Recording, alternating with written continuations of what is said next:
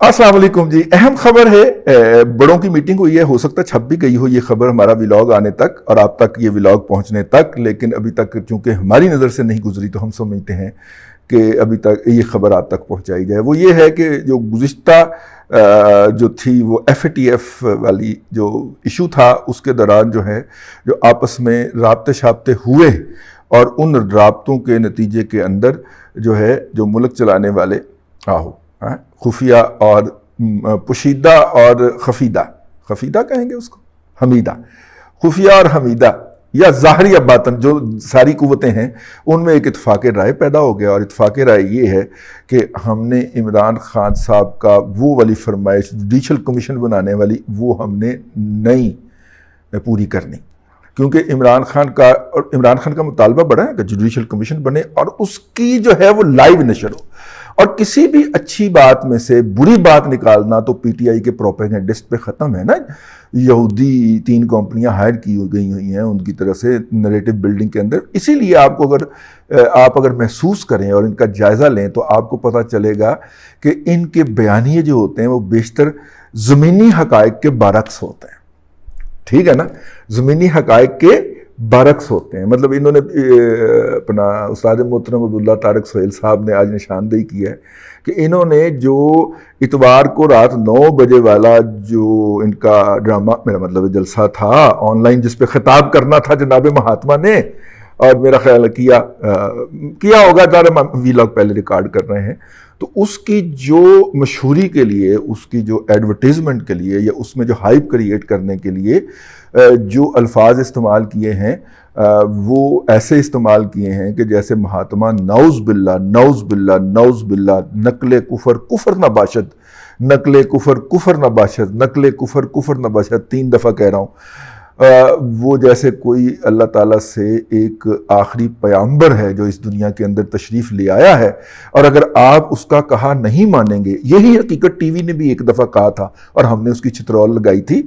अब चूँकि यूट्यूबर नहीं हैं, इस तरह की बकवासियात और वाहियात को और बोलो बाजार को बकने के लिए तैयार नहीं है, तो उन्होंने अपना एक अलग से क्लिप तैयार किया है और उसके अंदर फरमाया है कि आपको क़यामत के दिन पूछा जाए। वही बकवास जो भौंका था, वो दूध पढ़ के झूठ बकने वाला, और वो जो है वो है, हाँ समझ गए ना आप, वही जो उसने भौंकी थी ना जलसे के अंदर खड़ी होकर, वो उसको भी एक मुजस्सम शक्ल के अंदर वो एक क्लिप सा बना के तो वो सर्कुलेट कर रहे हैं।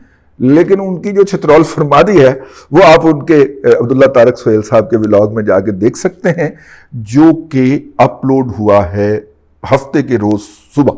ठीक है, आप उसमें मुलाहिजा फरमा सकते हैं। लेकिन हमारा मौजू आज का ये है कि देखिए, PTI जो है वो अपनी मर्जी का एक फिक्रा लेगी और उसके तमाम जितने मर्जी संजीदा और रिटायर और हाजिर सर्विस वो जो हैं वो चिंपैंजियों की तरफ उछलने शुरू कर देंगे। जी क्या वो आपने उसको देखा है ना, वो RJ को, वो रेडियो जोकी जो था, आजकल जोकर बना हुआ है कि मुदाखलत तो हुई वो देखा है ना आपने। इस तरह के चिंपैंजी जो हैं वो वैशी हो जाते हैं जब वो आप उनके साथ अगर कोई इख्तलाफी बात करने की कोशिश करें। ठीक है ना, मैं तो हंसता ही रहता हूँ।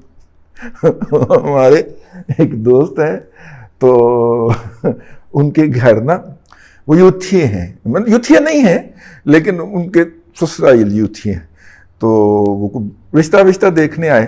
तो वो जो पार्टी जो रिश्ता देखने आई वो पार्टी जो थी वो PMLN की क़यादत में शुमार होती है, इसलिए मैं नाम नहीं ले रहा। PML की क़यादत जो है मौजूदा उसमें उनका शुमार होता है। ठीक है, तो वहाँ पे उनकी एक साहबजादी को युथियापा हुआ था, तो उन्होंने उनके मुंह के ऊपर ना बैठ के ना तो नवाज शरीफ फैमिली और इन सब को ना खूब गालियाँ बकी। अच्छा, उनकी मियाँ साहब के साथ रिश्तेदारी भी है, तो वो खूब गालियाँ बकी ना उस यूथन ने। तो वो उनकी तरफ से देख के ख़वातीन जो थी वो मुस्कुराती रही। तो वो जब चली गई, अंगूठी शंगूठी पहना दी गई, तो वो चले गए। सादा सा गेट टुगेदर था। तो वो यूथन कहने लगी, देखा मैंने यहाँ पे बैठ के उनकी मुंह बंद कर दी। तो उन्होंने कहा, आपको पता है वो कौन थे? नहीं। उन्होंने कहा कि वो मियाँ साहब के वो वाले रिश्तेदार थे।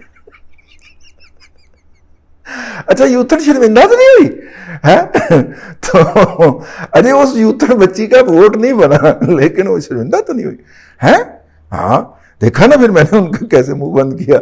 بھائی وہ تو اس وجہ سے چپ تھے کہ اگر یہاں پہ کوئی سیاسی بات ہو جاتی ہے تو ایسے تلخی پیدا ہوگی. اور بچی ہے یہ لگی ہوئی ہے بیچاری جوش جذبات کے اندر, اس کو بھی عقل آ جائے گی ٹھیک ہے. لیکن کہتے تھے 80 سال دے یوتھی ٹرے پھرتے نے. ویسے یہ عناصر پہلے بھی تھے ٹھیک ہے نا ہماری سوسائٹی کے اندر, لیکن میرا مطلب ہے کہ سوشل میڈیا نے صرف ان کو بے نقاب کیا ہے, ان کی گفتگوؤں کو, ان کے بولنے کے معیار کو وہ بے نقاب کیا ہے, اس کو وہ منصہ شہود پہ لے آیا ٹھیک ہے.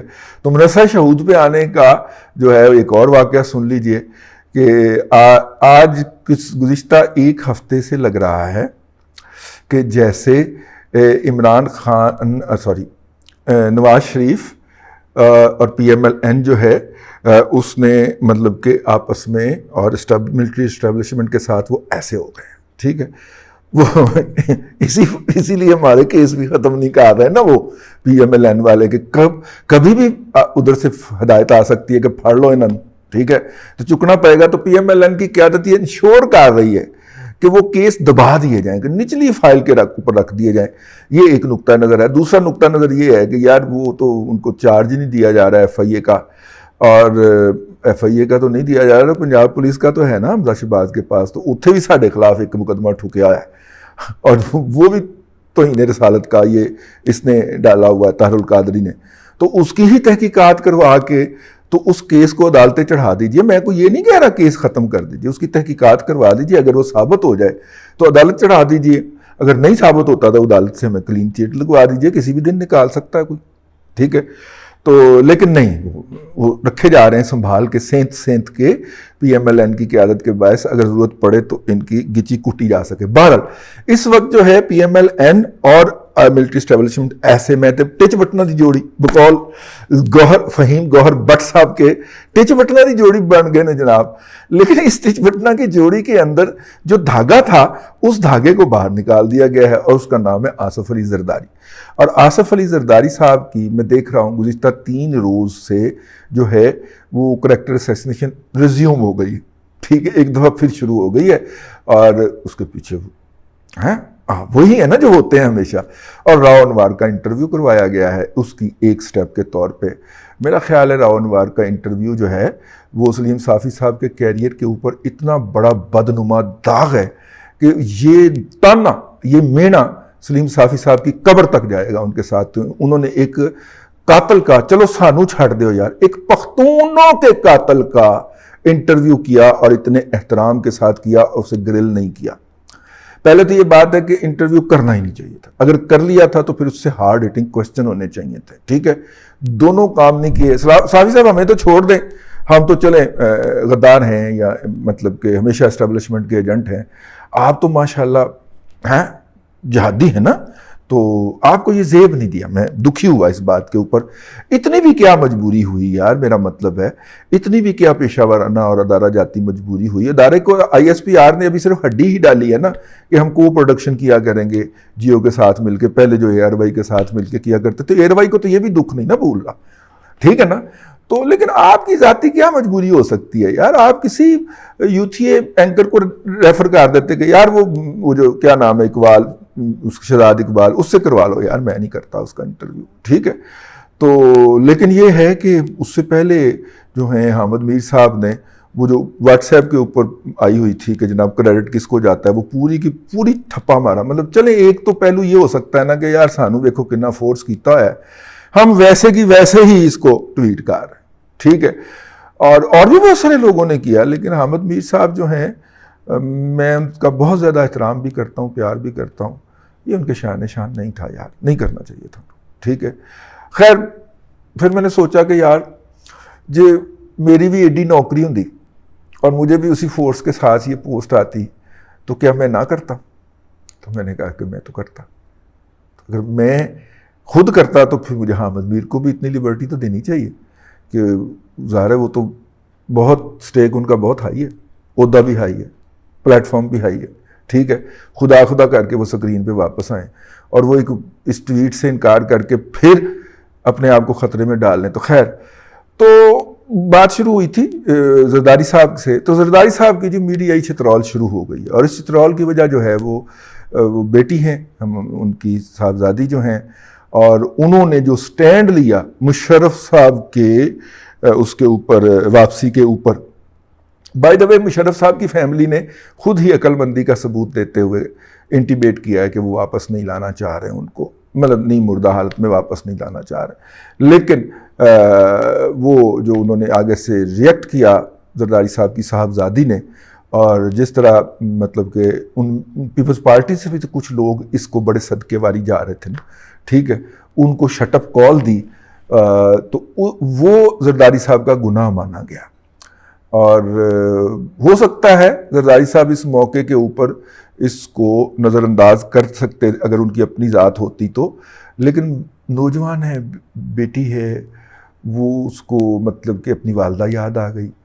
تو بیٹا وہ تو ٹھیک ہے، لیکن یہ بھی تو نامزد تھے نا بیٹا، اپنا اللہ بھلا کرے، چودھری پرویز الہی بھی تو اس میں نامزد تھے نا، جس میں بی بی شہید نے اپنے قاتلوں کی نشاندہی کی تھی، تو وہ بھی تھے اس کے اندر.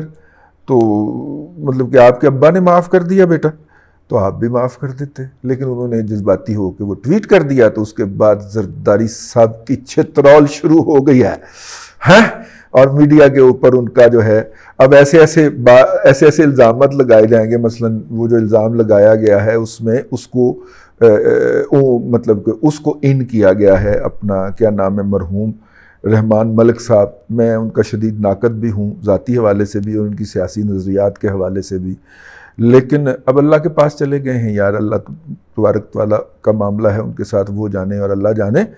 لیکن یہ ہے کہ ان کو شامل کر دیا گیا ہے. اب وہ قبر سے نکل کے آئیں گے رحمان ملک صاحب اپنی صفائی دینے کے لیے کہ وہ قاتل غنڈے قاتل کرائے کے قاتل راو انوار، یہ میں نے تو نہیں کہا تھا. اب کیا رحمان ملک قبر سے اٹھ کے آئے بتانے کے لیے؟ تو خیر یہ ہے جی. ایک دوسری خبر تھی، میں نے کہا آپ کے گوش گزار کر دی جائے. اللہ تبارک و تعالیٰ آپ کو آسانیاں عطا کریں اور آسانیاں خلق خدا میں تقسیم کرنے کی توفیق عطا کریں.